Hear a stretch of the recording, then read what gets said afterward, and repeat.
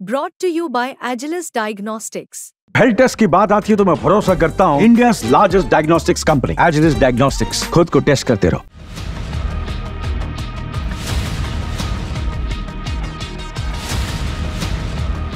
BRICS का सम्मेलन शुरू हो चुका। मोदी, पुतिन, जिनपिंग एक साथ एक मंच पर खड़े हैं।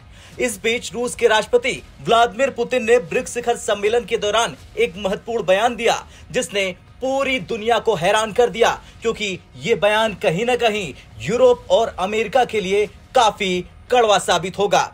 दरअसल पुतिन ने साफ शब्दों में कहा कि ब्रिक्स का विस्तार किया जाएगा, लेकिन इसकी दक्षता को बरकरार रखते हुए यह बयान तब सामने आया जब रूस के कजान शहर में 22 से 24 अक्टूबर के बीच ब्रिक्स का वार्षिक शिखर सम्मेलन आयोजित हो रहा। इस बैठक में ब्राजील, रूस, भारत, चीन और दक्षिण अफ्रीका के नेता हिस्सा ले रहे।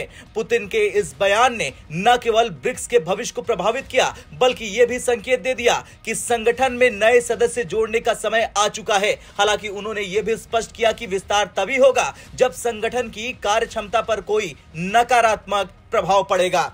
ब्रिक्स यानी ब्राजील, रूस, भारत, चीन और दक्षिण अफ्रीका, जिसकी स्थापना 15 साल पहले हुई थी। यह संगठन उन देशों का समूह है जो उभरती अर्थव्यवस्थाओं के रूप में अपनी पहचान बना चुके हैं और वैश्विक राजनीति और अर्थव्यवस्था में महत्वपूर्ण भूमिका निभाते हैं। हाल के वर्षों में ब्रिक्स का विस्तार हुआ है और इसमें दक्षिण अफ्रीका, मिस्र, इथियोपिया, ईरान और संयुक्त अरब अमीरात जैसे देश भी शामिल हो गए। ये देश वैश्विक आर्थिक और राजनीतिक क्षेत्र में महत्वपूर्ण योगदान देते हैं और इनके शामिल होने से ब्रिक्स की ताकत और प्रभाव और भी बढ़ चुकी है। लेकिन अब सवाल यह है कि क्या ब्रिक्स का और विस्तार संभव है? क्या नए देशों को शामिल करने से संगठन की दक्षता पर असर पड़ेगा? पुतिन का बयान इसी दिशा में महत्वपूर्ण संकेत देता है।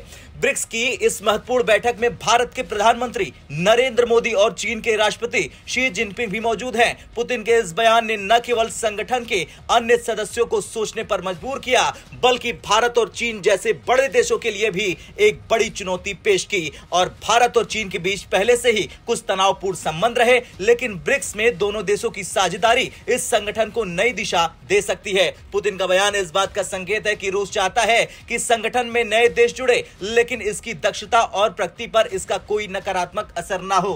पुतिन ने अपने बयान में विस्तार की बात की इसलिए क्योंकि वैश्विक राजनीति में उभरते देशों की भूमिका दिन ब दिन बढ़ती जा रही।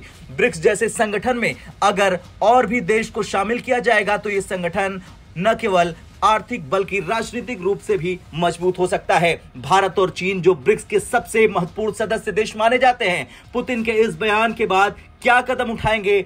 अगर भारत के रुख की बात करें तो भारत का रुख यह है कि संगठन को केवल बड़े और प्रभावशाली देशों तक सीमित न रखा जाए, बल्कि उभरती अर्थव्यवस्थाओं और छोटे देशों को भी इसमें जगह दी जाए। वहीं चीन का रुख इस बात पर निर्भर करेगा कि नए सदस्यों के साथ उसके संबंध कैसे रहेंगे और क्या इससे उसकी आर्थिक और राजनीतिक स्थिति को फायदा होगा या नुकसान। खैर, कुछ भी हो, पुतिन के इस बयान ने ब्रिक्स के अन्य सदस्यों और दुनिया भर के देशों को सोचने पर मजबूर कर दिया।